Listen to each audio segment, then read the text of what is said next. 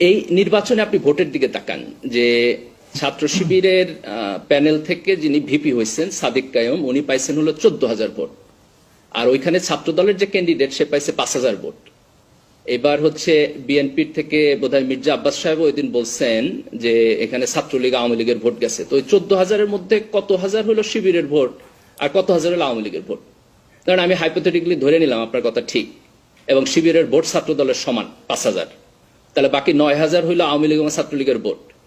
তো এই যে আওয়ামী লীগের বিপক্ষে আপনারা 16-17 বছর সংগ্রাম করলেন, হাসিনা ক্ষমতা থেকে চলে গেল, ভারতে পলায় গেল, এখনো আপনাদের 5,000 ভোটের বিপরীতে আওয়ামী লীগের 9,000 ভোট থাকে, তাহলে আপনার রাজনীতি করার দরকারটা কি? কি পলিটিক্স করেন আপনি? আগামী নির্বাচনে আপনি করবেনটা কি? তো আপনি যদি ডাটাকে ক্লিয়ারলি অ্যানালাইসিস না করেন এবং যে ঘটনা ঘটতেছে সেটাকে যদি আপনি প্রপারলি অ্যানালাইসিস না করেন, আপনি হচ্ছে মরুভূমির বালিতে মুখ লুকায় থাকেন, এটার তো কোনো মানে নাই রে ভাই। এটা তো অ্যাবসার্ড, তাই না? আপনি একটা সোশ্যাল ফেনোমেনা যখন দেখবেন, সেই সোশ্যাল ফেনোমেনাকে তো প্রপারলি অ্যানালাইসিস করবেন।